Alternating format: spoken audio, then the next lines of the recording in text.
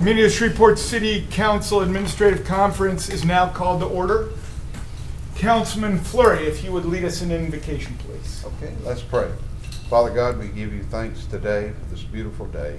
We thank you, Lord, for the members of this council, that for their wisdom and knowledge. And God, we pray for our city officials, the workers that carry out the work day to day. I pray for this great city, Lord, as we prepare to have the Miss USA pageant, that we will project a good, clean city. And I pray, oh Lord, for the all of the first responders that go out daily, every hour, every day, to protect and to serve. I pray now these things in Christ's holy name. Amen. Amen. Amen. And Councilman Coburn, if you'd lead us in a pledge, please. Please join me in the Pledge of Allegiance. I pledge allegiance to the flag of the United States of America and to the republic for which it stands, one nation, under God, indivisible, with liberty and justice for all. Madam Clerk, will you call the roll, please? Councilman Bradford. Present. Councilman Everson. Here. Councilman Jenkins. Present. Councilman Corbin. Present. Councilman Brewer. Present. Councilwoman Lynch. And Councilman Bowman. Okay, tomorrow, Councilman Bowman will entertain a motion to approve the minutes of the last council meeting and administrative conference. Any council member have any word? What? And the April 24th special meeting. Oh, and the April 24th special meeting. Thanks for that correction. By the way, just for that, you don't have to give a clerk's report. Thank you, I appreciate it. Thanks. Any awards, recognitions, or distinguished guests for council members? Mr. Chairman, I saw Bishop Larry Brandon just came in, and I just wanted to greet him. And it Always greet somebody on the ethics board. That's very, very key. That's a very prudent choice. no, my instructions with Bishop that you want to speak on a resolution, and there's going to come a time for that. If you will fill out a comment card and give it to the chairman, he'll be happy to recognize you at that time.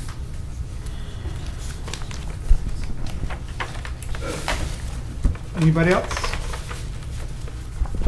Mayor Tyler, over to you at this point for any awards, recognitions, distinguished guests, or communications relative to city Not business. today, Mr. Vice Chair. Thank you.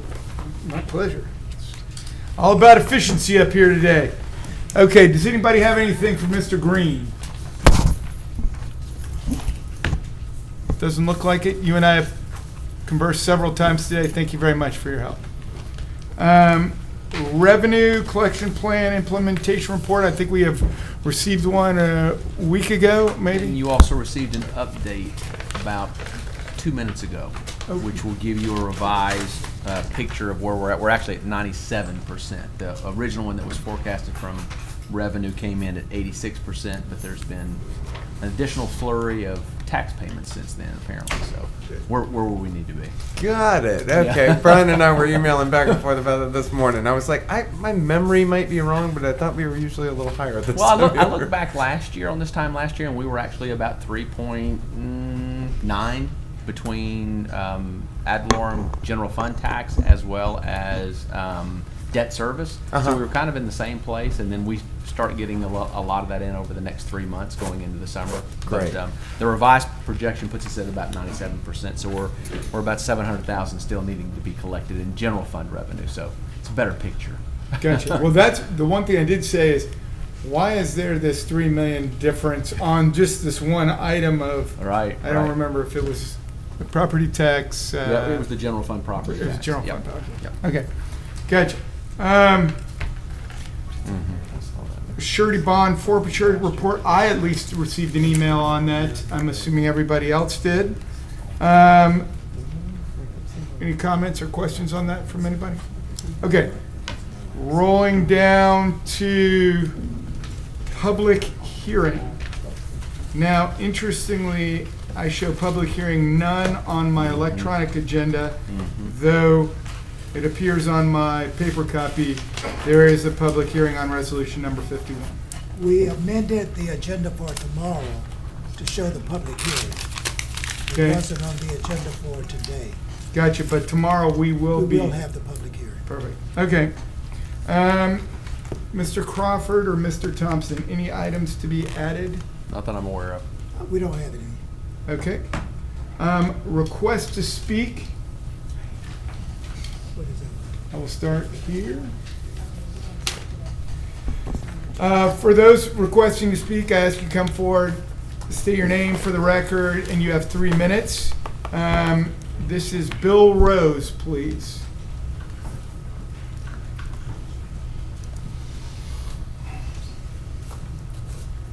This is Bishop Brand. Okay. Mr. Chairman, Yes, sir. before Mr. Rose speaks, may I speak at this time? Absolutely. Mr. Rose, James Flurry, I believe you spoke on the phone. Yes, sir. I'm going to offer a postponement this afternoon on the zoning there in my district, and I'm going to ask that you allow me to get you with the party that's an objection and see if y'all can have some dialogue Okay. to work this out, because I understand you all have not had an opportunity to speak, and I believe that we might be able to come to some kind of agreeable solution if that would be agreeable to you. That's very agreeable. Okay, and if you would just be so kind to give me your number, which I think I already have, right? That's the number they can contact. Well, I can give you one of my business cards. Okay, and I'll get you all together That's also- very shortly. Okay. It- And, It's on there? I'll Just give it to have the them reach out to They should give it to you them. and let y'all have an opportunity to visit with it before we have to take the vote, okay? I appreciate that. Thank you, Mr. Rose. Okay.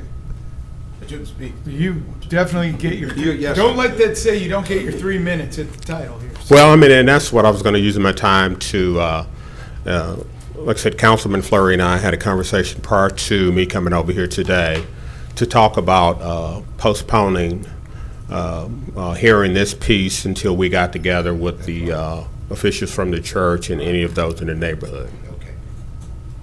Well, fantastic. I think we've certainly, I for one have received a fair amount of comments on both sides of this issue. So eager to see if there's some common ground that could be worked out. So I'm certainly supportive of that. Thank you, sir. Okay, thank you.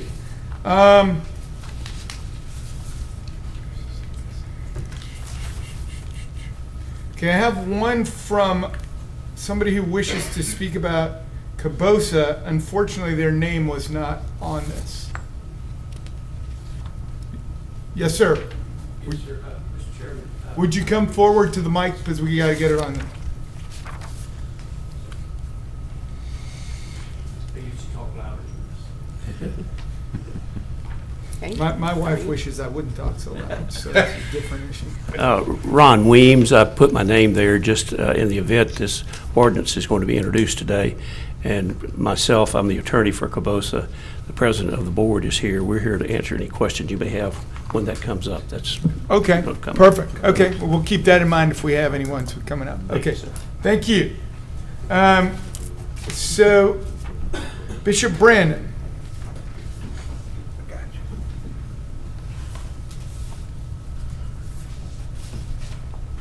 Thank you so much. Greetings, Mr. Chair, Council, my mayor. Pardon my allergies. Pray for me, please. God, but today I stand before you thanking you for all that you do for our city and have done for our city. And of course, I'm standing and representing the Northwest Louisiana Community Development Corporation, and I appreciate the appropriations that you have and would definitely wish that you would consider granting us.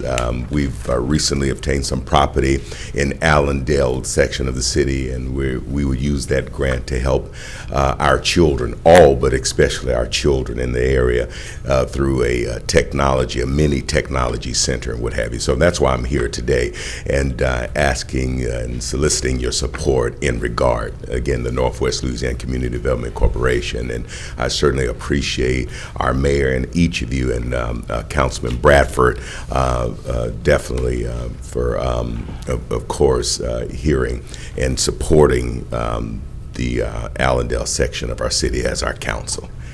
Thank you so much. That's all I have. Thank you. I know you can't believe it, but my allergies. Bishop Brandon, I have to ask you a question.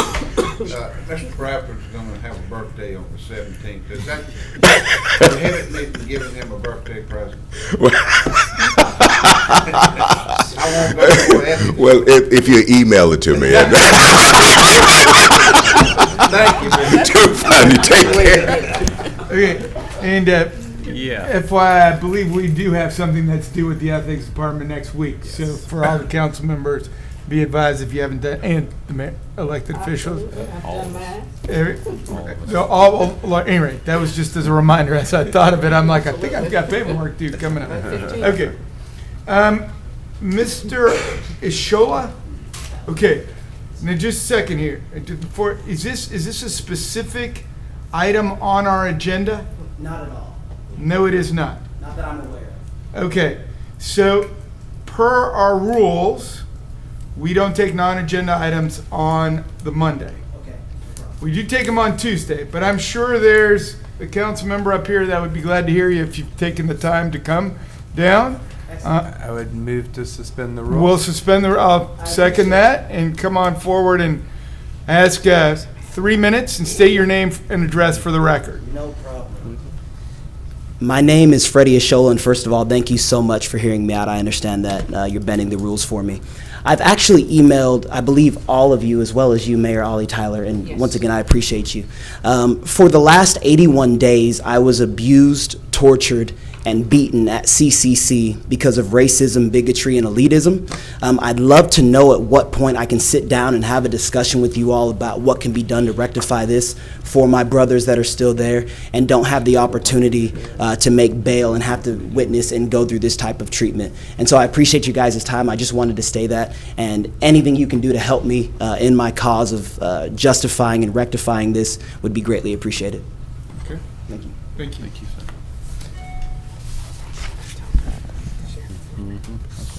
Okay, that's all I have on public comments for today, unless there's anybody in the audience that didn't put in a slip. No executive appointments. Mr. Chair, did I miss, or Mr. Clerk, we have a public hearing tomorrow. Yes. We did. I did say, Okay. I did say, I said, though it shows That's we why don't have one that's on the why I asked. electronic I got you. agenda. Okay. Consent agenda items. Yes, sir, Mr. Vice Chair. Under consent agenda legislation, these could be adopted ordinances and resolution. Resolution 57 authorizes J.P. Jefferson Holdings, represented by Matthew St. Amite, at 5858 Jefferson Page Road to make a connection to the City of Shreveport's water and sewer systems.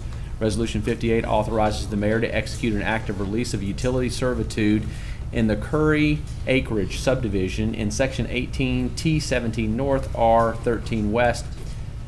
Resolution 59 authorizes Magpie Holdings, LLC, represented by Maggie D. Pierres at 391 Fluenol Lucas Road to make a connection to the City of Shreveport's water and/or sewer systems. And then Resolution 60 authorizes the mayor to execute documents for the relocation of a 40-foot wide permanent drainage easement in Block D of the Sunset Acres subdivision in Section 22T17 North and R14 West. I have questions. Does anybody else have any?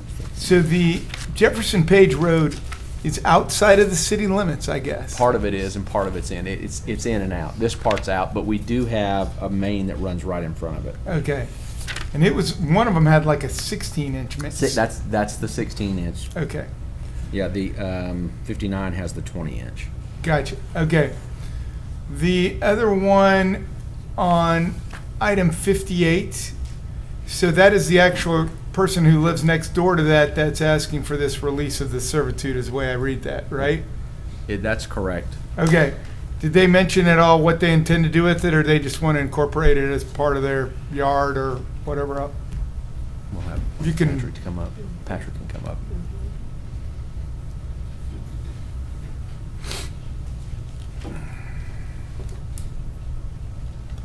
No, we don't know their intentions, but if at any time they do want to build a fence or a building, we reviewed it at that time. Okay, gotcha. So that was my next question. What happens if they want to do something on it? Okay.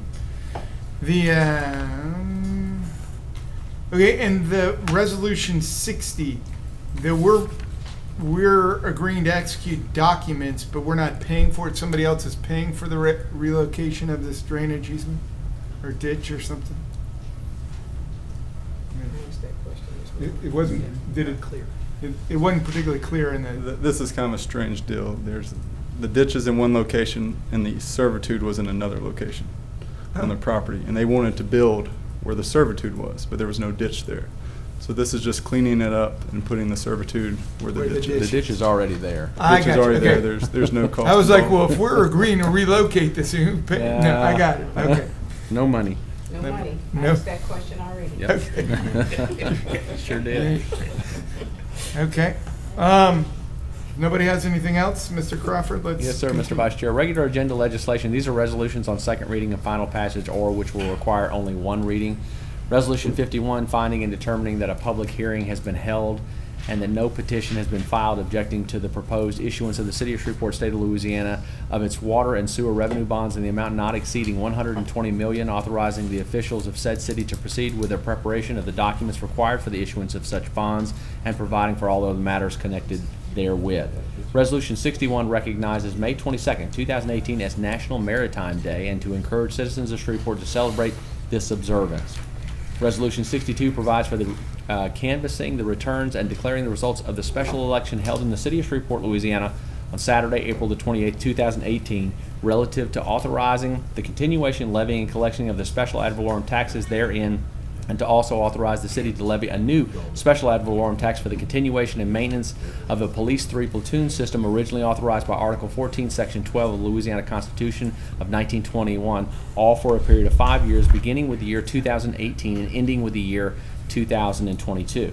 Resolution 63 allocates funds for a specific non-for-profit organization for funds budgeted and other charges in the 2018 Riverfront Development Special Revenue Fund.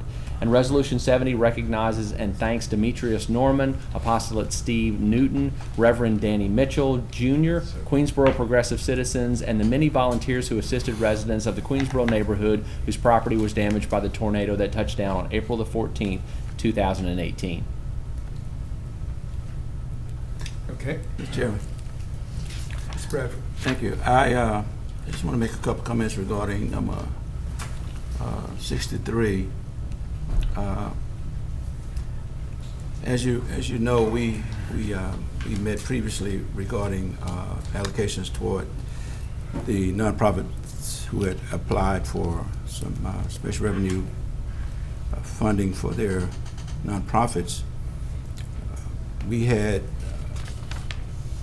I think, about $1 million in requests, but we only had about $150,000 available for distribution. The original request from the Northwest Louisiana Community Development Corporation was $100,000. There were several, Mr. Everson, if I'm correct, that was applying for that amount. Yes, and as you'll recall, and I appreciate you sharing the reminder. As you'll recall, there were some organizations. This year we put forward a kind of an initial what we thought everybody seemed to agree on, but there were several organizations that we still thought were kind of open for discussion. They really, had a pretty good application, but there wasn't a final determination made yet. So we expected some ongoing, fact-finding and discussion about some of them. And that what leads us here today. I had an opportunity to meet with Bishop Brandon and speak with him about his request. It's a very broad initiative that he's taking. Like I say, he was donated some properties, quite a bit of properties down in the Allendale, Leadbed Heights area, and the $100,000 was going to cover a lot, but even after discussing with him, the $10,000 that I'm now requesting for the Northwest Louisiana Community Development Corporation will go a long ways in assisting him in what he's doing.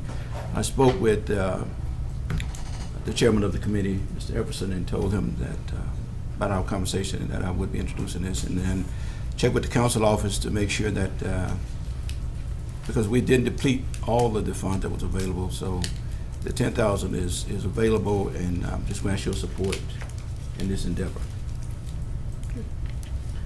And a request, unfortunately, the way y'all that were on the committee probably know what it involves. for me, there's no data. I mean, there's just the one resolution. Is there, maybe I should ask Bishop if he has, do you have like an executive summary of what y'all's project? I mean, does somebody have an? Well, the council office have his application. Can we provide him with that after the meeting? That'd be great. I'm just saying, just the way we've got the resolution on the. But you don't have thing, the I don't even know, I mean, he Yeah. mentioned it. Totally understandable. Yeah, because we had packets that we were. we had. And so I'm not, it's not that I'm against it, I just like to know he mentioned a tech education program, so. Bishop, you want to follow up on that, or you rather? I will share while he's making his way up that, but a large part of that application is, sort of the support documents, making sure that somebody's eligible for it, and certainly all of that was in check. Yeah, no, and I don't mean, it sounds like he's got an initiative here that, This may actually be more specific than what that initial. He sounded like he had a real specific initiative with this money, and I'd love to hear about it. Yeah, and the focus is on the technology center, small technology center. After, our discussion, we have various programs that we're going to institute regardless, in the area. And so this is going to be a tremendous help to us to help our children. But the technology center is not only for the our children, but we'll use some of that for adult type education, what have you. We do have the GED program, the 16 to 24, to expand that as well. So this will help us. The 100,000, of course, we had other areas that we were going to approach with it, but when we narrowed it down, absolutely. So we're going to focus on the technology, which I believe will prove beneficial. And is there already the facility dedicated to provide this, or is it? Yes. I got you. Yes. Okay, so everybody may know about this. I'm sorry, No, I don't know. not a problem. Not a problem. $10,000 for Northwest, and then you mentioned technology. I'm like, well, where? Yes. Okay, so there's an existing facility. It is. And then this is a money for the implementation of the program, or equipment for the program, or something? Yeah, the equipment. Correct. Okay, gotcha. And it buys computers or ways to present material or and we'll provide the instructors and what have you. Okay, got it. Okay, Right. thank you very much. Thank you. Appreciate it. Sorry. Sorry, well, you guys probably knew all about it. I didn't know. Yeah, and again, Christian Services donated quite a bit of resources down on Sprague Street. They relocated to Levy, and they made available the old the building buildings, several buildings. And he's going to institute in building that's on the corner of Sprague and anyway. Pierre, maybe, or I don't know. The old hospitality house before they moved into the P. Harris building. I got you. Yeah, that building is going to be one of his technology centers. But I don't have to tell you the contribution that Bishop Brandon has made to this community in his own way, and I just thought it would be befitting that we will assist him when he's in need as well. And the other one, Mr. Chairman, is the Queensboro neighborhood. Now, Councilwoman Lynch initiated this resolution. I haven't spoken with her, nor have I spoken to Councilman Ullman, even though we share this demographics, and we was going to wait until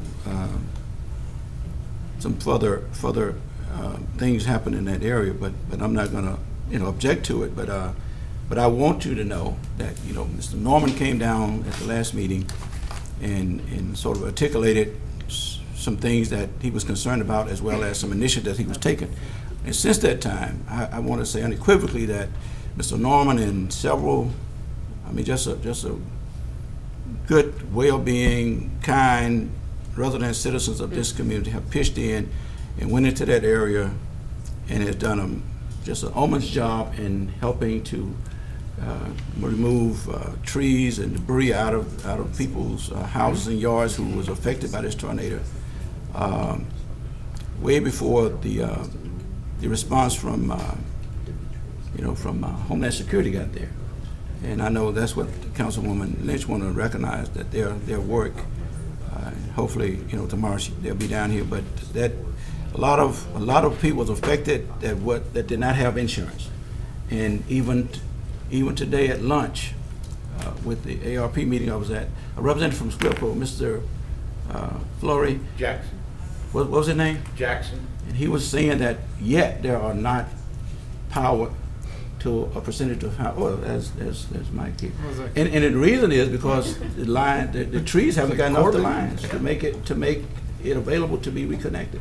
But they have been working to address some of those issues, and I just want to commend them for what they did.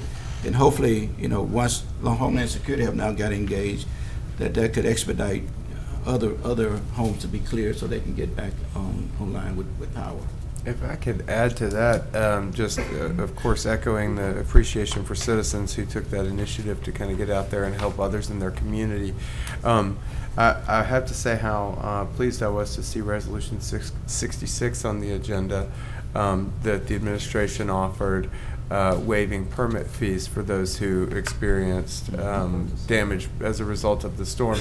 It came almost, I mean, I was like, is my phone bugged? Because Jerry Bowman and I had been on the phone talking about, are there some policy things we could do to kind of help while, we know there's no magic bullet that's going to solve this whole thing, but is there some policy stuff? And then the agenda comes out, and I'm like, well, there's a policy thing that can help. That's a good idea right there. Yeah, and just if I may, Mr. Vice Chair, we wanted to say that we also have worked with Mr. Norman and the group in Greensboro to assist them in every way possible. We've also provided information about how they could get help through Homeland Security.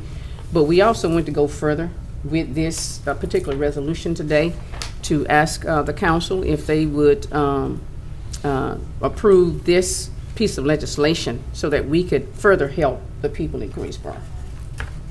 Well, we appreciate your responsiveness on that. That was a good piece of legislation. And Mayor, and I do as well, saw that and appreciate it. There was some very serious concerns about our inability to address this in an emergency way. Do you see an opportunity for us putting something in place for future emergencies as such? Well, and we have gotten together with staff to see what else we could do besides offer money that we didn't have, because that's what they needed. Sure. A lot, and so, a lot of us have spent a lot of time on the phone trying to get the assistance, and I wanted people to know that. We did not have the authorization of the legal right to go on people's properties to start doing stuff with cutting up trees without putting the city in some kind of, culpable situation. If we would cut a tree down and it falls on a house, then we're responsible for it. But we were able to, give them some direction. We were able to connect them to the appropriate people with Homeland Security, as with the other natural disasters that we've had in your area and in a lot of your areas. We've done basically the same thing in trying to provide safe environment and doing the cleanup with the public property and right-of-ways and trying to make sure that people were safe. We've done as much as we could for these folks the way we did for the last two, emergencies. But certainly if we can do more, we're looking for ways to do more. And this is one of those ways. We didn't have the manpower to go in and do it ourselves without putting us in some kind of culpable situation. We just didn't have the manpower. Otherwise, all this other stuff, we've been getting about 30 requests from council members in addition to our regular work to go and do other things. So we just didn't have the manpower, to do more. But we are looking for ways to try to get more done. But not at this present time, but I think I want to have a conversation with you regarding having and putting together some type of emergency resolution that would, not in this budget, but in the next budget, to have some resources available in case of something like this. Even though and my thinking was that if we could allocate it to a nonprofit that does some things that could be responsible for helping those that need the help the most, to just to help a little part of something that we can initiate so that people won't go so long without having to not be comfortable in their own homes, living without the necessities and basic utilities. And certainly, we need to have that discussion. And I would have, I thought that Red Cross and some of the other agencies were out there helping, just like we did when we had the major flooding. Yeah. And we had a lot of folk in your community that were without, power, without homes. And I just saw a citizen just on the weekend that said, from our efforts from the 2016 flood, their house is going to be bought now. So we were allocated some funding, and we were able to identify some of those properties that were flooding repeatedly. And now we're able to start buying those homes, and those letters have gone out. And some has been bought, especially at the end of Coupler Street, Nash Street, and yes, and all the way over to Willis Mays. Is that right? Yeah, because I go to church with one of those folk, and they thanked me at church yesterday. Okay. Yeah. And so, but those are the kinds of things that we can do. Yeah. I did write the letter for emergency relief for our citizens. I wrote that letter asking, GOSEP if they would come in and help our citizens. And we did make contact with other folks who were to be out there on the ground, like Red Cross and some of those nonprofits that are supposed to be helping us. I don't know what happened on that, but I did the same thing with the other disasters. So let's have that conversation to see if there's a breakdown somewhere with this one. And my last statement is that when things like this happen and our residents don't understand the process, they immediately look for the city and think the city is supposed to be responding. And again, there are other agencies that are also responsible for these type of responses. Yes, sir. Yes, sir.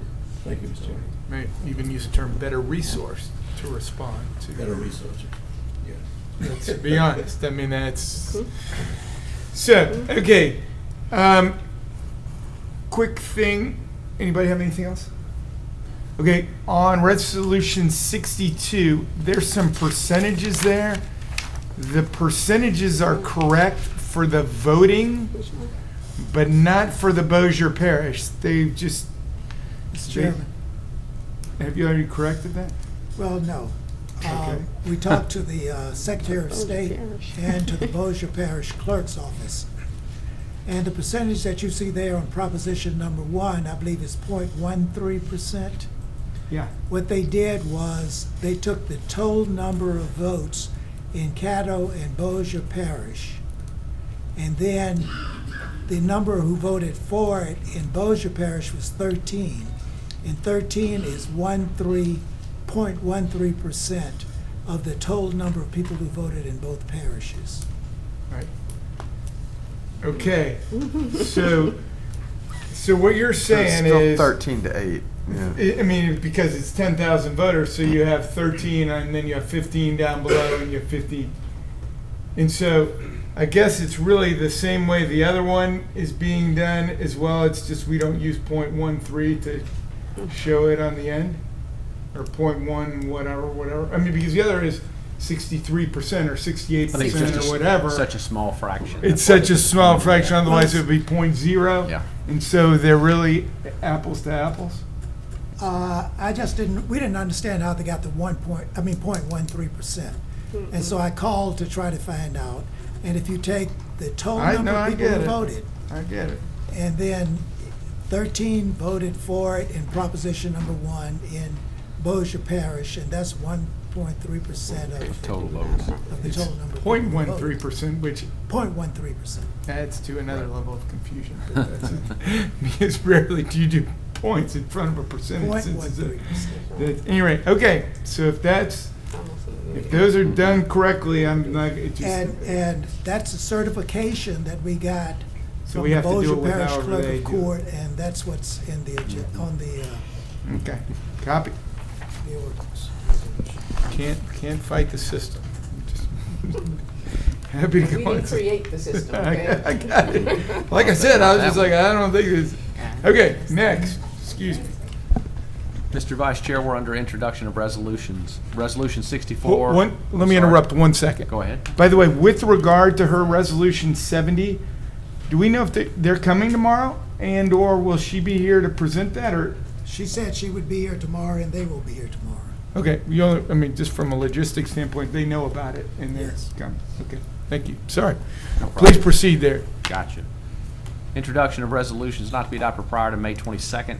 Resolution 64, approving the budget for the Caddo Shreveport Sales and Use Tax Commission for the fiscal year beginning July 1st, 2018. Resolution 65 authorizes the mayor to execute an acceptance of act of donation between the City of Shreveport and MIL Properties LLC, hereinafter called owner, and acting herein through Candy Moore, manager for the water and sewer main extension and relative facilities to service American Way.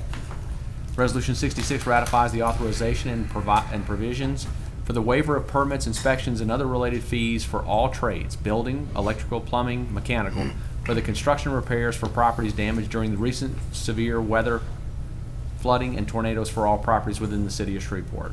Resolution 67 dedicates space at the David Raines Park to place a memorial to Coach Roderick Scrubby Gilliard. Resolution 68 authorized the execution of a non-binding memorandum of understanding between the City of Shreveport and Gateway Development Consortium, LLC, regarding development across Bayou Point. And Resolution 69 authorizes the City of Shreveport, Louisiana, the city, to make application to the State Bond Commission to obtain approval for the Cooperative Endeavor Agreement and to authorize the mayor to execute said CEA with the Caddo Bossier Soccer Association and Shreveport United Soccer for the purposes of defining the use of Cargill Park along with the management and the administration of the soccer programs. Anybody have any questions? Mr. Chairman, I'm on the board. Okay. Oh, sorry. Go ahead. Okay, thank you. My remarks is going to be reference to 67 and 68. I had some individuals to approach me regarding this proposal in regards to having a memorial placed somewhere on the David Raines property in memory of Coach Gilliard. The description, fact sheet tells us, because we did a resolution prior, recognizing the work of this gentleman. He influenced a lot of young people, young men especially in the MLK area. Several years ago, well, over 20 years ago, something similar happened. And I don't know the protocol. I asked the clerk to investigate it. I think he spoke with the SPAR director in regards to these type of memorials. We place a memorial in the Bilberry Park grounds for Doug Williams. Doug Williams was a young man who grew up in Queensboro, was an athlete, and we put some memorial markers there. I say over 20 years ago. Then I understand later on he even dedicated a park over in Moortown. I thought the idea was worthy of further discussions. So this is just to see if we can meet the criteria or establish the criteria so such a memorial could be placed. The expense of the memorial, they gave me an estimate of about $3,000, which the city would not be responsible. They just want to land space dedicated for that purpose.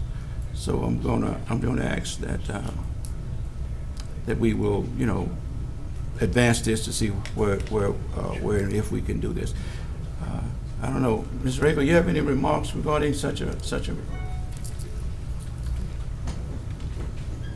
I mean, I'm assuming the city's on board with this plan. Well, there's some discussion has been where we put it at. I guess would be one of the. Right.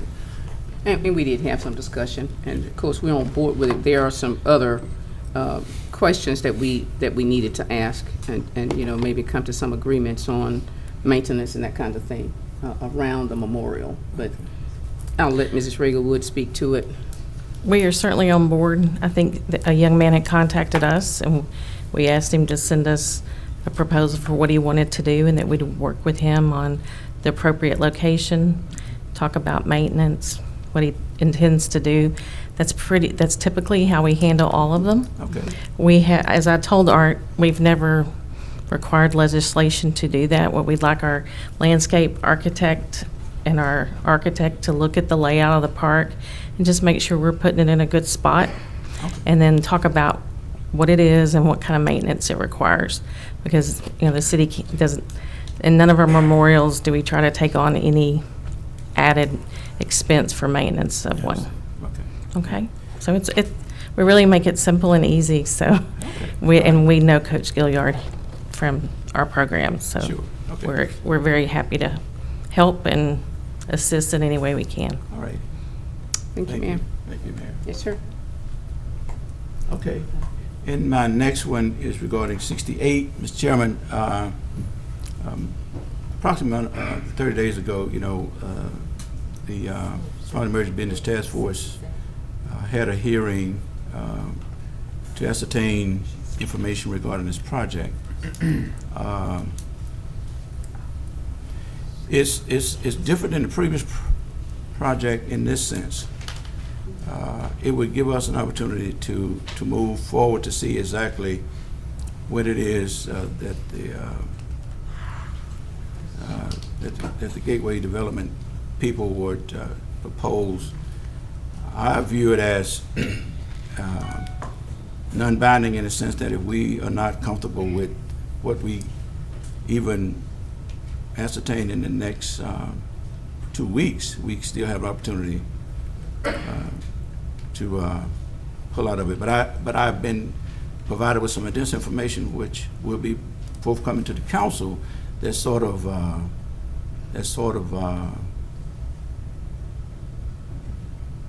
make it appealing, and there's some interest.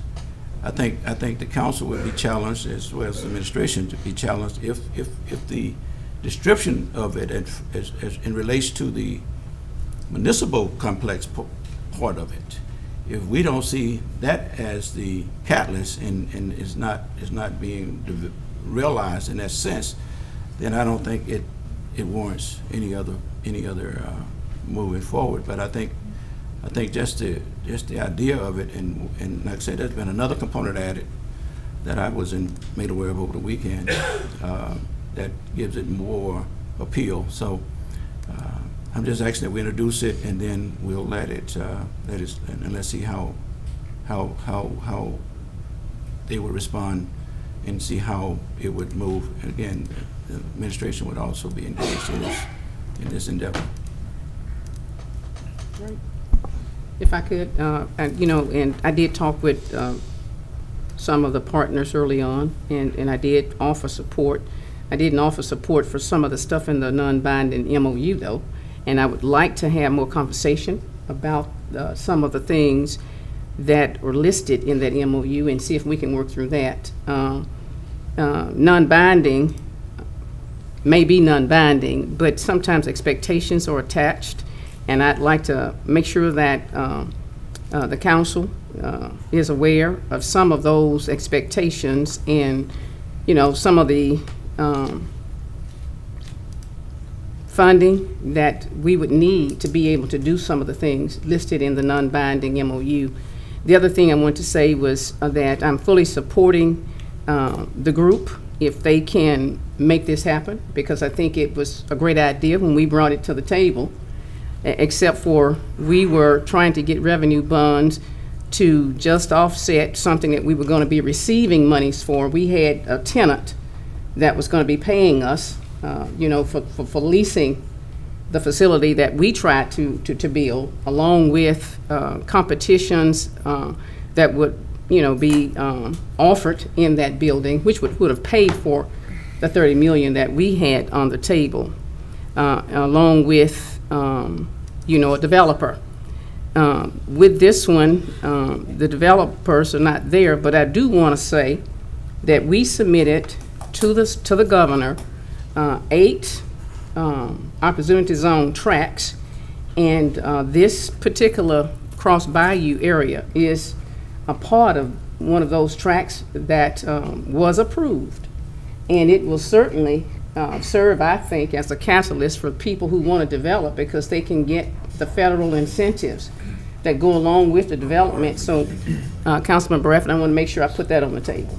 That is going to help anybody who wants to come in and develop in this area. We were very grateful that the governor and his team selected this area for development. We did stress the importance of the area, and so we thought it was a good thing when we were told that did pass muster at the state, and it has now gone on to the federal level.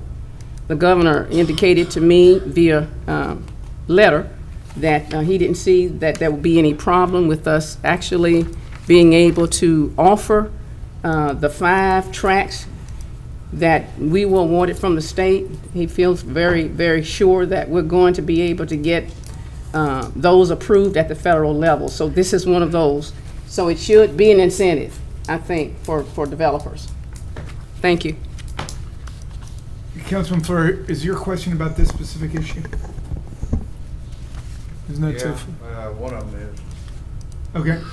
Then have it. I was going to ask about this, but if you're asking about it, you were on here before. Well, I'll go to it first. In regards to 68, this new additional information, Councilman Bradford, when will the public be made given that additional information that you got from Gateway? Well, I actually, I think it'll be forthcoming within the next few days, Mr. Chairman. It was, we was at an event on Saturday, and I was approached by an individual, elected individual, that gave me this information. I think it was unofficial, but it was encouraging that he mentioned it. Some other councilman was there. I don't know if he mentioned it to them as well, but he did not. Well, yeah, he didn't mention me. And he didn't mention anything to me. I was going to say, there are at least 4 of us in there, and this is the first I heard of it. But again, this is, but he didn't mention well, it to me. this is. So, Mayor, you don't know what? I have no idea what he's talking about. No. Okay. But if we introduce it, then I think we would have at least 2 weeks or more, because we can postpone it after that to ascertain and be comfortable with all the aspects of it. The mayor said that she wanted to sit down and look at some what she feel are expectations that may not be, she may not want included in the MOU. Yeah. So I think those details could be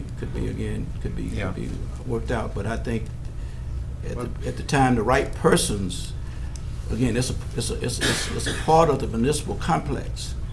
And again, if that, and I consider that as the catalyst, as the anchor.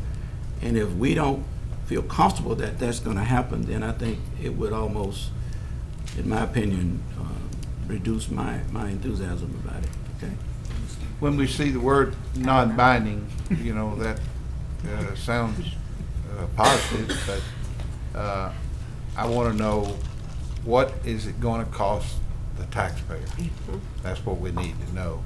And just adopting this so that we can find out will give us additional time, because I know, and I'm assuming, and if this is not right, I stand corrected, but we'll probably have to do, if it moves forward with private investment, we're still talking about infrastructure.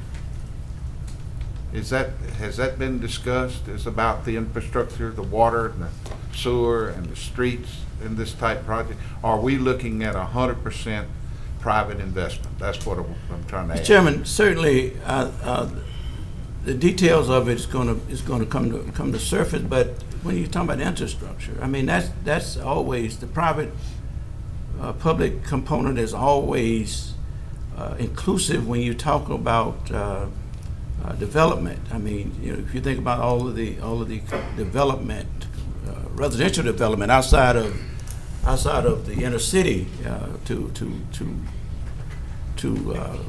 run services in those areas, those are public entities. But in the development of the residents, that's a private investor.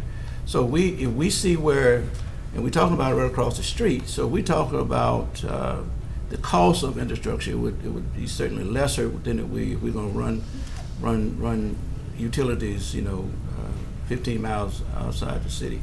So I'm just saying that those things will be determined, but certainly that will be our investment in this if it comes to that point. Okay, my other question. Okay, Councilman, I'm Fleury, sorry. I think Councilman Corbett has question on the Another same question. issue, and then I'll That- come back to you no afterwards, problem. just so we keep Thank folks on you, the same Mr. issue before we Thank you. roll. I just wanted to clarify. If we're talking about this city and using tax dollars to build infrastructure for a project, we have to be careful and also clarify that, well, I'll back up a step. Lots of discussion related to some other issues about what are we doing to developers? Are we treating developers right? Are they going across the river to develop? I will go out on a limb and say that 100% of the new development that has happened in this city, probably in the past 30 years, the city has not paid for a street, a water main, a sewer main. The developers take that initial cost and they pass it on to whoever buys those lots. And They dedicate it to us. and the city does take dedication of it in most cases, not in all, but takes dedication of it in most cases. And it becomes part of our system, built to our specs. But if we want to send a negative message to those doing development in our city, move forward with saying, hey, we embrace somebody's dream and we're gonna put streets and pipes and do all this stuff and we're gonna pay for it, y'all have at it. No way I'm supporting that. I have a question for, did you have anything more? Okay, so question number one, this is truly a legal question, obviously. I'm assuming that all memorandums of understanding are non-binding on some level, and it's somewhat redundant, but regardless, it's emphasizing points. So, does the mayor, from a legal perspective, have to get a resolution from us to enter in an MOU? Because in the past, No. okay, and then secondly, us voting on it, it is not even compelling of the mayor to her sign it. That's correct. So we're really, this resolution is more of a resolution to encourage the mayor to execute a non-binding memorandum of execution. I think that's a fair assessment. Okay, and in this memorandum, which I'm told exists, and I've seen it on a website or something, obviously the mayor has seen some portion of it if she knows what she likes and doesn't like of it. Is it prudent for that not to be part of this deal that we're voting on? Because as it stands It's not right now, included? Isn't it included? it's not on my electronic deal. Exhibit A? Is it the exhibit? Yeah. Yes. I got you. It's not in the, okay. It's Exhibit A. Got it. Okay, because I was looking at the resolution was only that we were agreeing to the, okay. So we're more encouraging her to do it is what we're voting on. Yes, sir. Okay? Fleur, new item unless everybody's resolved on this one. Okay? Councilman Bradford, I'll give you a chance. Do you understand that's what we're doing? I certainly understand that, Mr. Okay. Chairman. I mean, I just want to make sure that that's Yeah, what we're, sure. Yeah. I mean, we can't tell, she can do it without us, or we No, can. she authorized to do her duty. My question That's number. what I was kind of wondering, like, why aren't we giving her a resolution that, I mean, we're really Well, trying to encourage her to do it, I get that, but I mean. I mean, let me, I will say this, Mr. Floyd, there's some legislation, I don't know if you remember, and I'm gonna use this as an example. You know, when we first got on the council, I submitted to the Attorney General, Lieutenant Attorney General, some concerns about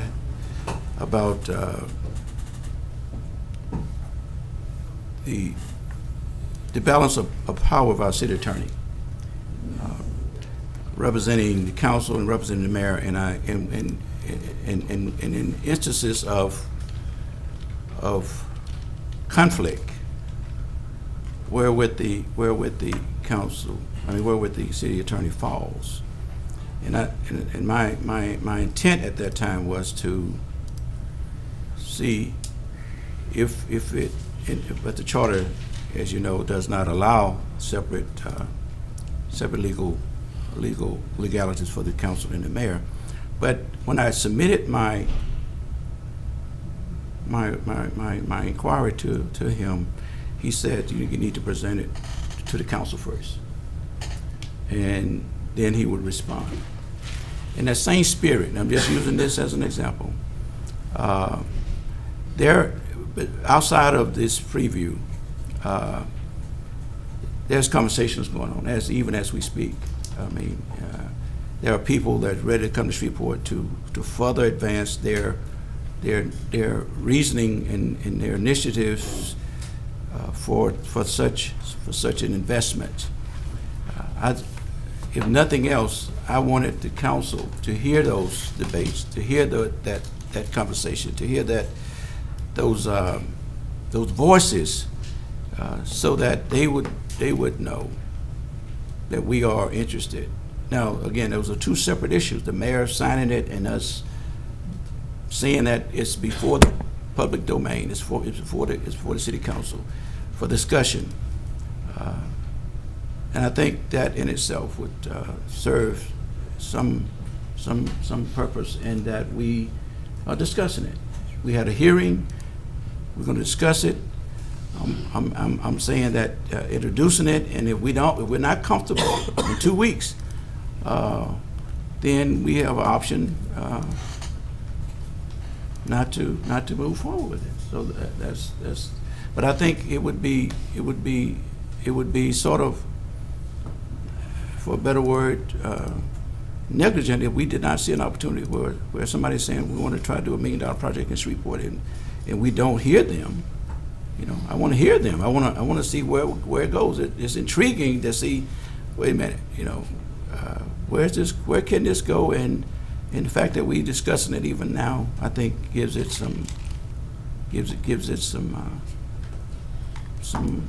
legs. That and the mayor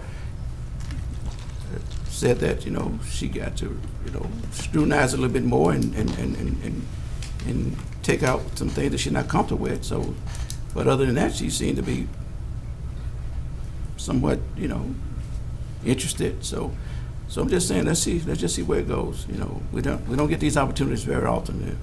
It's the other one that the mayor presented last year was vetted. I mean, was presented time and time again. We had a chance to really get into it. Obviously, we didn't support some aspects of it, but again, you know, we can't let that be a deterrent from us looking at other opportunities. And that's all I'm saying, gentlemen, that we can look at our other opportunities. I mean, you know, for me, it's just speaking personally, it's difficult for you to ask me to vote for something on some level that isn't the actual final. It isn't the product that we're really voting on. As I understand it, right now there's more to come.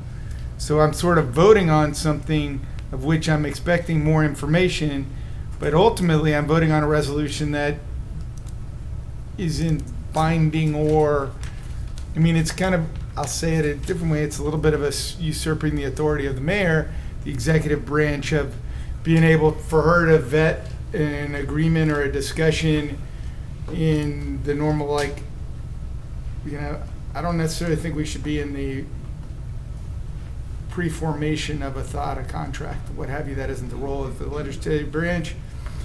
And I guess there's some, you know, good faith out there that, hey, would we consider a $1 billion project? Sure, we should consider it, so we should vote on a resolution that says we'll consider it.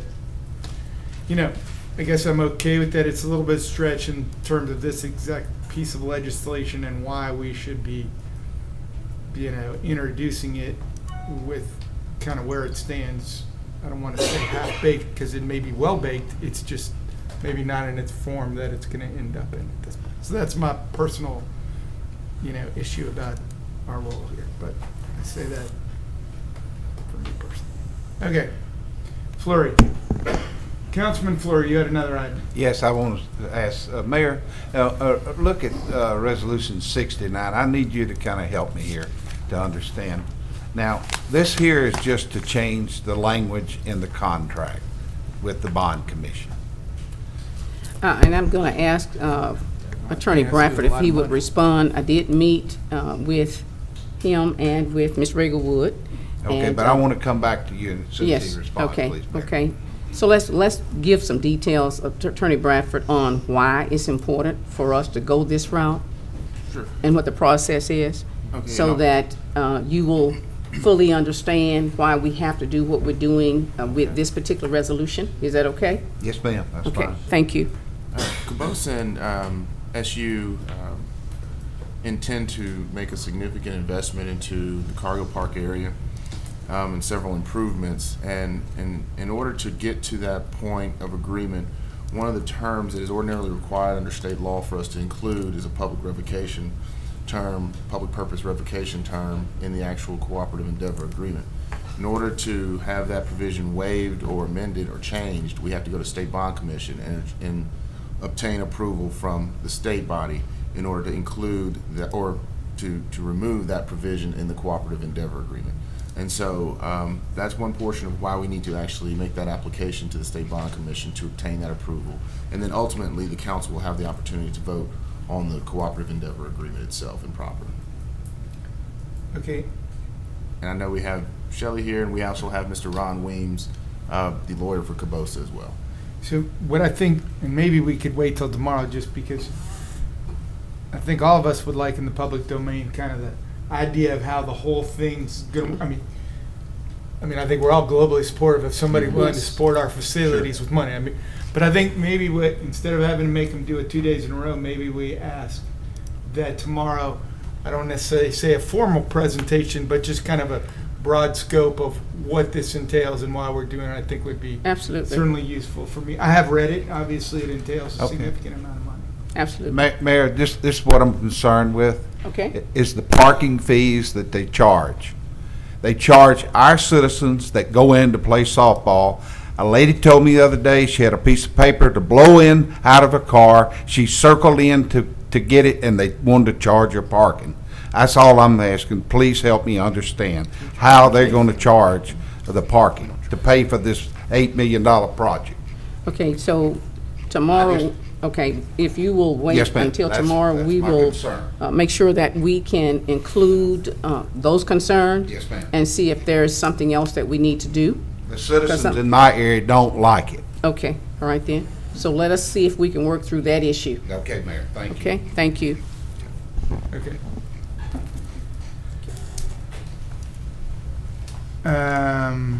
Moving on to ordinances, I guess, at that point.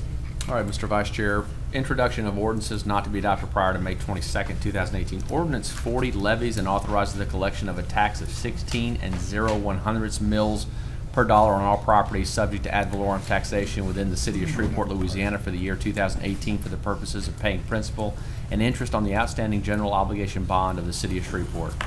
Ordinance 41 is a companion to Resolution 63 in the canvassing. This levies and authorizes the collection of various taxes totaling 17 65/100 mils per dollar on all properties subject to ad valorem taxation within the city of Shreveport, Louisiana for the year 2018 in the amounts and for the purposes described herein.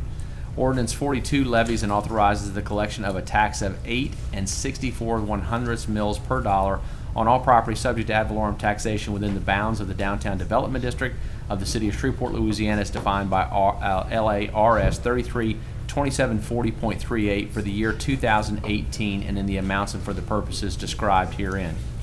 And then ordinance 43 is annexation tag number 18-01. This is enlarging the city limits and boundaries of the city of Shreveport for the Lucient Field Estates Phase 2 subdivision development in Section 7, T16 North, R13 West, Caddo Parish, Louisiana. Okay, so just so we're clear, these added ones are essentially the procedural rule relative to that special session we had, and then the election, and now, but these are the same mills that we have. It's no Every year. bait We have and a June switch. first every It's year. the same Every year. millage. Okay. Yep. Where are we? This is it. 41? Just finished with the introduction. Okay, got it. And then, Yes, ma'am. because this is this deal that we have to send it into the tax assessor by June 1st or whatever date this That's is. correct. Which one is he on now? So this He's is talking about. all three of them, or two of them, yeah, two of the three, yeah. Okay, 40, 41? Yes, ma'am. three of them, I guess. Gotcha. Which puts our basic levy, not including DDA, at 33.650. Do it every year. Okay, good to go. Any other comments, Lucian, let's see. Okay, ordinances on second reading. Thank you, Mr. Vice Chair. Ordinance on second reading and final passage. Ordinance number 30 establishes the City of Shreveport Planning, Zoning, and Development Department, Shreveport PZ and D Department, along with the accompanying boards and commissions to assure the duties and responsibilities of the Shreveport Metropolitan Commission of Caddo Parish, its staff, and its ZBA as exercised within the city limits of Shreveport to authorize and direct the city attorney to prepare the necessary ordinances and other legal documents, and to request the mayor to prepare the necessary organizational chart, budgets, and to hire personnel so that the Shreveport PZ and D Department can become operating January 1st, 2019. Ordinance number 35 declares the city's interest in certain vacant properties as surplus, and our intention to donate certain vacant properties donated to and accepted by community development to Fuller Center for Housing of Northwest Louisiana, Inc. Ordinance 36 is zoning case number 15-18, an ordinance to amend the official zoning map of the City of Shreveport Unified Development Code by rezoning property located approximately 158 feet west of Jewella Avenue, Shreveport, Caddo Parish, Louisiana, from R17 Single Family Residential District to C1 Neighborhood Commercial District. Ordinance 37 is also a zoning case 16-18. This ordinance amends the official zoning map of the City of Shreveport Unified Development Code by rezoning property located on the north side of Summer Grove Drive, approximately 1,075 feet east of Mansfield Road, Shreveport, Caddo Parish, Louisiana, from C2 Corridor Commercial District or Office Research District to R2 Multifamily Residential District. Ordinance 38 is zoning case 17-18. This is an ordinance to amend the official zoning map of the City of Shreveport Unified Development Code by rezoning property located approximately 200 feet east of Uri Drive, Shreveport, Caddo Parish, Louisiana, from R17 Single Family Residential District to CUC Urban Corridor District. Finally, Ordinance 39 is zoning case 18-18. This is an ordinance to amend the official zoning map of the City of Shreveport Unified Development Code by rezoning property located on the northwest corner of Line Avenue and Dalzell Street, Shreveport, Caddo Parish, Louisiana, from RHU Highland Urban Conservation Residential District to CUC Urban Corridor District. Anybody have questions? Mr. Chairman, I'd like to speak if possible. Yes, In sir. regards to ordinance 30, Mr. Chairman, I'd like to acknowledge to the council that I believe there's a second town hall meeting of the Chamber of Commerce, and I want to ask the council to let me extend it again. I think it'd be only proper to wait till they've had their full due diligence and their opportunity to speak. I want good legislation, and I'm not in a rush to judgment here, but I'm just asking that you allow me to, I know I've extended before, but I'm just trying to get good quality legislation. Copy that, and so I take that to mean you're going to make a motion to postpone Yes. tomorrow. Okay, Do we have an opportunity to hear from the chamber? perfect. I'm certainly supportive of that personally. Anybody else? I have a question for MPC. Somebody. Oh, there he, I didn't see him hiding back there. I looked, I did the full scan twice, but you were, okay. So, this urban corridor stuff. I mean, the first time this isn't the last time we're talking about this, unfortunately. So, looking at ordinance 38, these two lots are lots 3 and 4 from Uri Drive, the way the map looks like. Correct. How wide is an urban corridor? I mean, pretty soon, are they going to be all the way to East Kings, and we're going to say that that's the full corridor? I mean, what are we using to, I mean, when I look at the map, everyone is And one side of the street, 2 lots wide, and everyone on the other side of the street is 1 lot wide, but it's a much longer lot, so obviously makes sense that they're about the same. But these two are lots 3, so why do we stop here, and why aren't we going to lots 4, or why are we going to do 3 on every block on Uri? I think when you look at the corridor at the width on the other side of the street and then compare it to this side of the street, which is on the east side, there can be some variation in that width, but essentially trying to kind of match up with what has been done on the west side, as well as to kind of establish a boundary there. And I understand what you're saying is that at what point do you draw a line in the sand and say no further beyond that point? Knowing that Annika has already purchased these lots, and it makes sense to give them greater space for redevelopment, because remember, the purpose of the urban corridor district is to generate redevelopment of some of these older commercial districts along Uri Drive and Line Avenue. Those are the 2 prime areas. There's other areas where there's UC. But the idea is to give them greater flexibility to be able to redevelop those areas. And remember that urban corridor zoning allows for residential development. In other words, you can actually have retail on the bottom floor and residential loft apartments above the retail floor on the 2nd and 3rd levels. So there's an opportunity for a mix of uses, but the intention is to regenerate activity along Uri and to redevelop some of those prime properties and giving them greater dimensional area in which to do that with. In this case, all they're asking is for a future parking lot expansion, but there's the potential that in the future, even going beyond that, is that perhaps Annika one day will want to do something more with that property that would be more inventive, have a greater opportunity to create a more pedestrian-oriented development that would be more of a complement to the neighborhood and the surrounding street area. So the idea is yes, there's a width factor there, but we feel like going that one more lot depth is not a problem in terms of the overall development of that corridor. And we've received no opposition or no concerns. No one came to the meeting speaking their opposition to this, and so the response from the neighborhood has not been negative at this point in time. Okay, and so if they want to make it a parking lot, why don't we just give them the permission to make it the parking lot, and then if they ever want to do something else? Well, parking lots are not allowed in R17. I understand that. Is there another zoning provision that allows a parking lot, but only allows them a parking lot? I.e., before they come in and build a, something that people are that's more offensive to the neighbors, they don't have a blanket free pass to do that. Well, a zoning change. You'd have to do a commercial zoning, and in this situation, so to have a parking lot or a new code, you have to do commercial zoning. Yes, sir. And you can't do a residential and have a parking lot. So in this situation, it makes more sense to extend the UC district. Otherwise, you'd create a spot of zoning that would be a spot zoning situation that's not, there's no other type of zoning near it of that category or of that classification. And remember, the UC zoning has a lot of protective elements to it.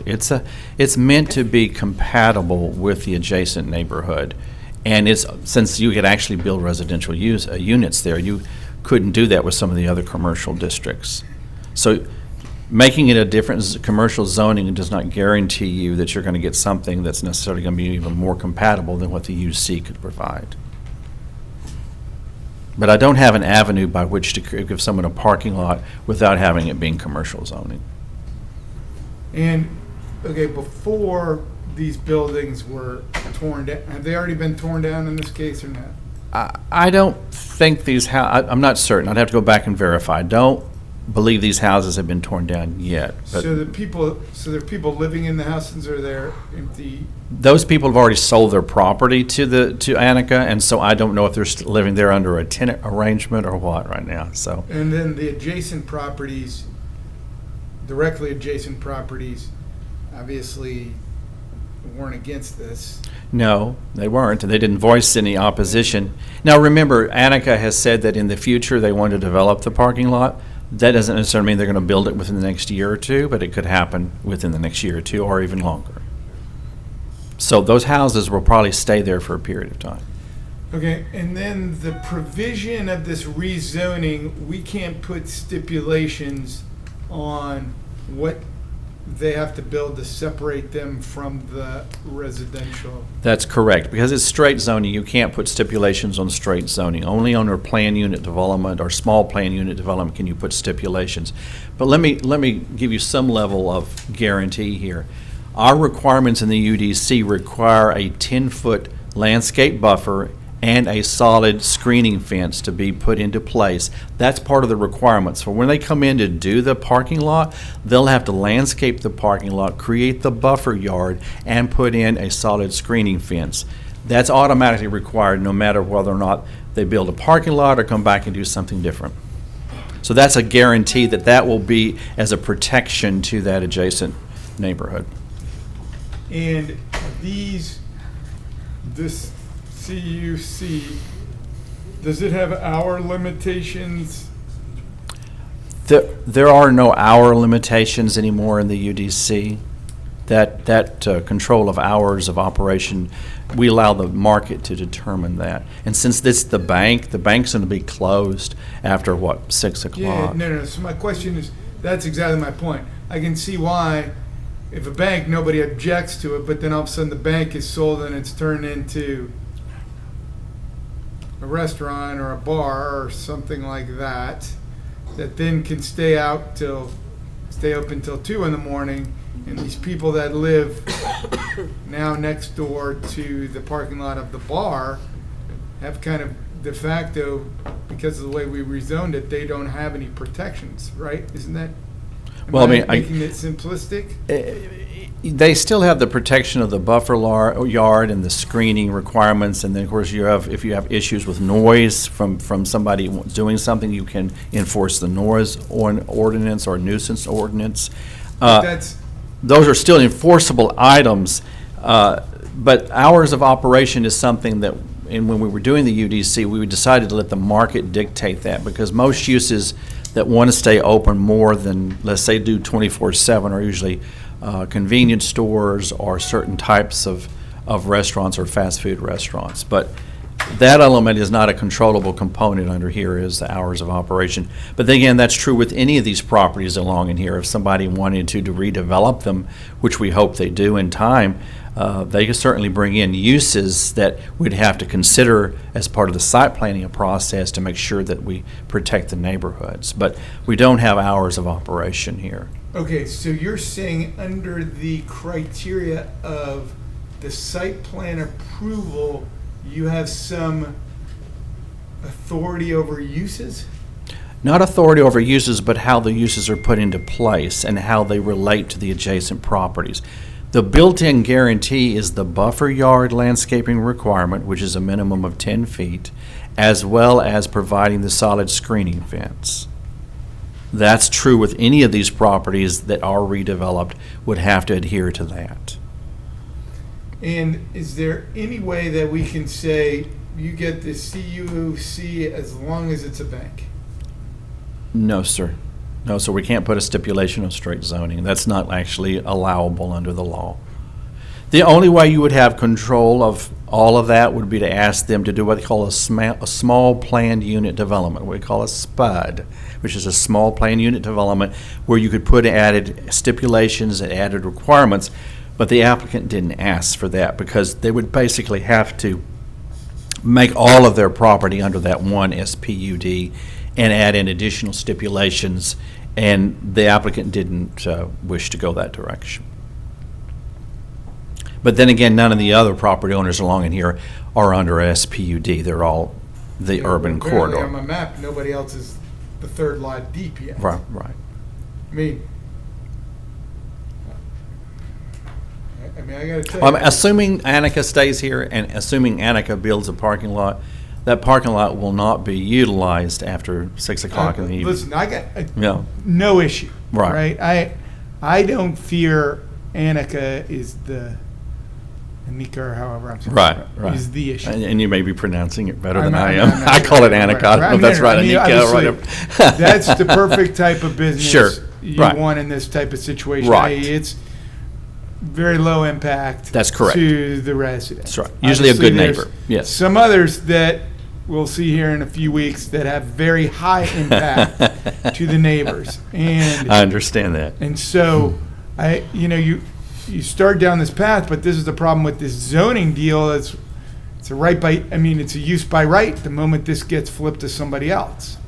And all of a sudden you get a different user in there, and he has significantly more, intends to use the rights that he has. That's in a true. greater capacity, and now we've really impacted those residents who agreed to one thing, and then 15 years later, or 10 years, or 3 years later, Right. it changes dramatically. So I got some significant concerns on what we're starting in on here. But And the UC, or the urban corridor zoning, is definitely a more compatible use than, let's say, a C2 or a C3 type zoning. So you're actually getting the best of both worlds here. I understand there's always a risk, but also the more intensive they develop these sites, because these are very narrow sites to begin with, there's more of a parking requirement, there's more landscaping requirement, there's detention requirements. There's things that have to come into play here that in itself will prevent a developer from being able to do something maybe that would be as non-compatible with the adjacent neighborhood, because that is part of the limitation you have along this corridor, is that they are narrow, small areas for development. And so they don't have the luxury of a lot of space to build a whole lot of density at this point in time unless they reconfigure and truly redevelop the site. Right now, this proposal works, as you said, is a compatible, good neighbor that will be, off at earlier in the evening, won't create a problem in the middle of the morning at all. So that's the issues, right, that actually for this particular situation are actually workable. And what you're saying, your concern is later on down the road. yeah. And more, right, I understand that. Yes, absolutely. I don't, okay. Well, I'm going to read up a little bit on this CU. Okay. C. And if there's anything more we can tell you about that, let us know. Okay. The one on this agenda in Jeff's district is fairly obvious. It's the only one that doesn't look like the others, so very clear to me. This is, it's just to have a little trouble. We just keep marching further east. I see your concern. I get it. But I'm not interested in stifling development. I just want to know, how do I know when it stops, and how do I ensure that as much protection to use the current use that we're all agreeing to today? This isn't a policy answer, but as a market answer, I would say, you really get to a point where, the appeal of the property is the accessibility and visibility along Erie Drive. Sure. How deep is a benefit go to be on Pennsylvania or on some street that doesn't have a traffic count like that? You're not going to have another business that's facing that side street, So, to some degree, I think the market kind of limits how deep it goes, even if the policy is difficult to see that boundary, I don't know if that's comforting at all, but that is sort of a practical answer. I do not think. There's a lot of practical do not answers think there to will it. be a lot more of a demand for it to go much deeper. Is what I'm saying. No, by the way, from a practical manner, I'm 100% on board with it, right? There's no debate on the practical. Yeah, no, I understand, but it's not an easy policy answer. Okay. Okay, sorry. That's all I have. Anybody have anything else on this section? Mark, if you would hang out for a few minutes, I'm going to I have some will. questions at the end. Sure, absolutely. Okay. Thank you, Mark. You're more than welcome. Councilman Bowman is not here. I don't know, certainly not have any news to whether he intends to bring his item off the table tomorrow. Art, if you are please let us know, but I don't think it's tabled. Legislation plans to move. We're not aware of it. Okay. Property standards appeals. We do have one, Mr. Vice Chair. Okay.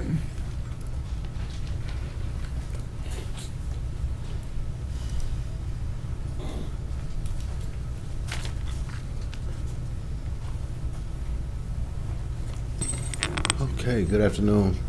Our case for today is 219 Columbia Street. Front dormer over the structure, and basically the roof over the structure needs to be replaced. Front porch is substantial damage also. There you go. We have spoken to the property owner. Ms. Wood has already pulled the permit and secured a contractor. She has asked the city for 60 days to make substantial improvements to the property. And this one, yeah, I've had a number of talks with the family. This was the grandmother's house, and then the mother took it over and has enlisted the help of her son.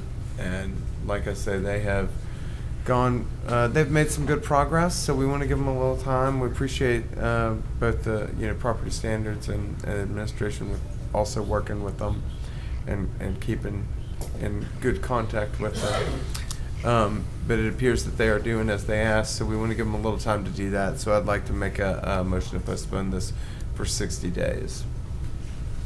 Second. All in favor? Please vote. Or opposed, for that matter. Looks like unanimous 5 yeses. That one's hard for me to read. Okay, is that the only one we got? That's it. Appears That's to it. be. Okay, according to our agenda, no ABO appeals. Somehow, nobody appeals those anymore. Been a long time, different regime here. MPC appeals, none. Reports from officer boards and committees. Anybody had a board or committee meeting in the last 2 weeks? Really? Master Plan Committee, I don't know if the chairman wanted to make a statement on that. He's preoccupied. Let's see. We'll give him a chance at that tomorrow then. How about that? That's fine. Okay. That's fine. We've also given the clerk a pass on his report already. Okay. All right. Just all part of the new regime here. Okay. Additional communications. Mayor, do you have anything else at this point? No, sir, thank you. Council members? Councilman Corbin. Oh, sorry, did I? No, go ahead. He was Thank on, you, Mr. He was Vice on the Chair. board, yeah.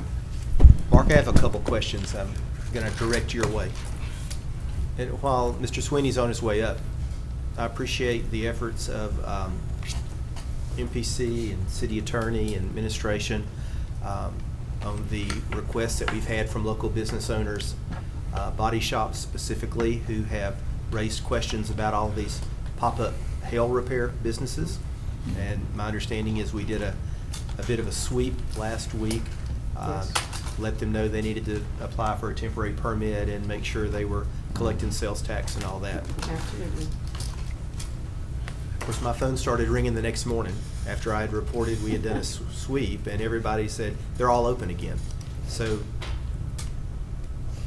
I guess, did we verify that everybody applied for a temporary permit, and we go back to make sure that they're not operating if they did not apply for a temporary permit? And I'm asking that question in general for anybody that wants to answer it. And I'm going to like William Bradford to answer that question. Sure. So once we executed the sweep, we gave cease and desist to those businesses. The next step was the citations for them, and then there's a wait period for them to cure. Once that expires, then we can send SPD out for an immediate shutdown, which would be a little more aggressive.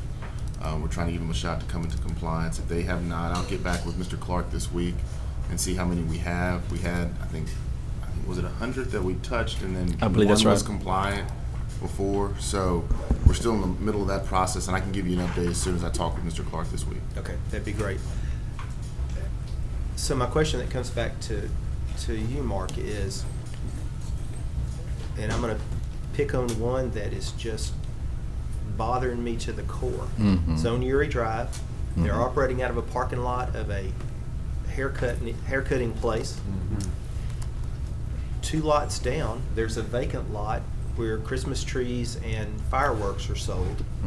And they're using that vacant lot, with or without permission, to park cars overnight, 7 days a week.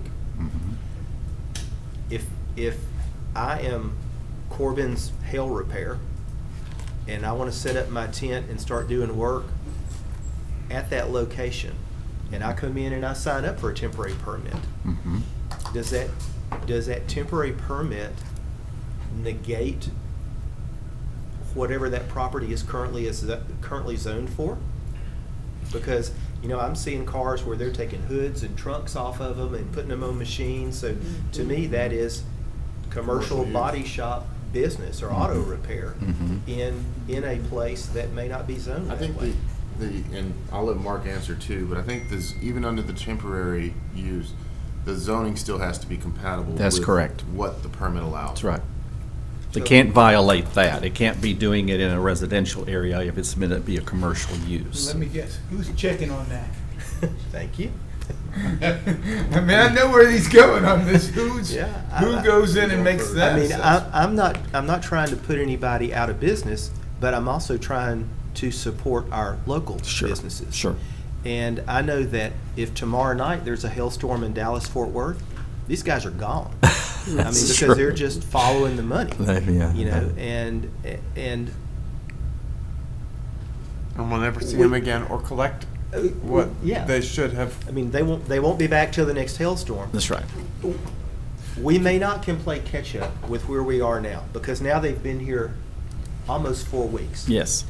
But I'd like for us to develop a plan for next time, if we can. Can I make a suggestion too? One of the things that we ran into is that procedurally it takes longer. We don't have the authority to go in if we determine that you're conducting a temporary unpermitted business. We don't have the teeth in the ordinance yet to actually shut you down then. We have to take a few steps before we can get to that point. And if we can maybe look at some ordinance amendments to do that, even if it's from our criminals, even if it's from the criminal provisions, it will allow SPD to take the necessary actions to help shut them down immediately. Be glad to sponsor that piece of legislation. And it's just one of those things we didn't know until you know. And once we got into the process of trying to get that done, we had to take the steps, the zoning steps, as well as the administrative steps for police to actually have some footing to stand there and require them to break down their tents, break down their equipment, and move along. I mean, because I suspect that some of these places, because some of them are operating out of businesses that have been closed down for a while. They're just a vacant lot.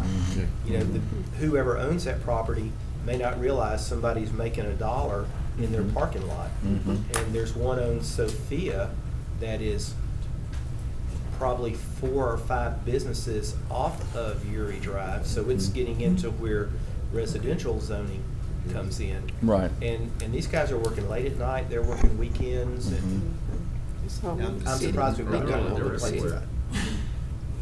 I understand. I'm off my soapbox now, thank you. But I think it is smart to get out ahead of the curve and try to have something in place the next time something like this happens, because I'm afraid that by the time we get all our ducks in a row, these guys will be gone, and they'll be like, okay, well, they're gone now. Yeah. But the next time when it occurs, maybe be in a position to be able to be more proactive. I think that's a good idea. I really do. I'm afraid when they pack up, they're going to go, well, that was easy. Yeah, absolutely. Thanks. All right. Okay, Mr. Bradford. Thank you, Mr. Chairman.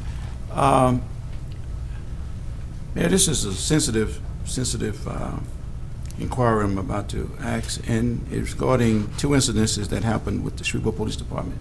Okay. One down in the entertainment district, and the other one, there's a video going around. I don't know if you're familiar with that. Can from what they could offer, can anybody share with the council the status of those incidents? We did send, the police department did send out a statement last night. Did you get that statement? If you did not, a statement was sent to the meeting. Regarding which one? The one that happened yesterday? Okay, I'm not even familiar. I hadn't seen the video, Mayor, but I mean, I'm getting inquiries from constituents. I hadn't seen it, so I hadn't been able to. From yesterday? Did that incident that the kid happened yesterday? Yes. Okay, I'm okay. Okay, but you were asking about which one? No, I was trying to get the status on both, actually. Well, you know, and because of it is a personnel issue. Sure. We can only make a generic statement. Sure. And, you know, certainly we did send something yesterday about the one that happened yesterday. Now, the one that happened down in the Red River District, we did have a press conference, I believe. Or did we, on that one? We did not? Okay. All right, but you did do something. And of course, we can deal with that one as a personnel issue, and we can pass that to you. I don't know if we can do anything publicly because it is a personnel issue. Sure. And so, you know, why don't we just tell you what we can legally? Sure. Okay. Sure. And again, I you know, be in and out of town, so you know, I'm not as, and I don't keep up with my emails on my phone like most of the council members do. Okay. But I. And I know both of these are very sensitive and that they are still in being investigated. So they are. But and so what we can do is just pass to you, you know, something generic about what's happening in terms of, you know, the investigation. Okay. We can't give you any details yet. Sure. Until after, you know, we've completed that investigation. And the one with the kid, I understand that one. Is also being addressed. It is, and we sent that one out last night, and I need to send you a copy of what we sent. Okay. Okay? We'll do that. There may even have been an update today. There was. I'm sorry? There may even have been another update They just to that sent out today. another one. Oh, is that They right? did? Like, Just like now. maybe just in the last few hours. I Yes. think. Okay. Maybe, yeah. Okay. Okay? Yes, they did. Okay. I hadn't seen either one, but let me just say I'm trusting that there seems to have been a culture that's been developing around the country, and I hope it don't seep into our community. Absolutely. You know, and I'm trusting, man. I know you will. Oh, yes. Do diligence on those. On this. You know, we don't want our community or our residents to feel like our police is over-aggressive. Absolutely. And you know, we've not had that issue before, No. and we don't plan to have it. We're going to do what we are supposed to do to take care of it. And sometimes if it goes past us and get, you know, appealed, we'll get back to you and let you know what other folks have done. Okay. Okay? Because sometimes we take care of the business and then it gets someplace else and then we get overturned. Sure. So in the future, I plan to start letting y'all know about that too, so that Okay. you can know how to address it with other entities. Okay. Okay? All right. Well, when I get back to the office, hopefully I can catch up on You can catch up on, yes. on the communication that has been coming forward. Okay? Thank you. Thank you. Okay, Mr. Fleury, I believe I've already got mine answered. you getting yours answered? Okay. Anybody else? Okay, well, if we don't have anything else. Mr. Chairman. Yes, sir. On April the 19th, the Committee of the Whole met, and so tomorrow on the agenda, there's a space for you to resolve yourselves into the Committee of the Whole for the purpose of approving those minutes. of April Hopefully we'll have a 19th. competent chairman here to orchestrate that difficult maneuver. I would have done it on the clerk's report, but you skipped over it. No, I gave you a waiver. I was kind to keep you off the hook. Okay, there's nothing else. It's adjourned. You're gonna have from the approval of the minutes. Oh, I'm on my way.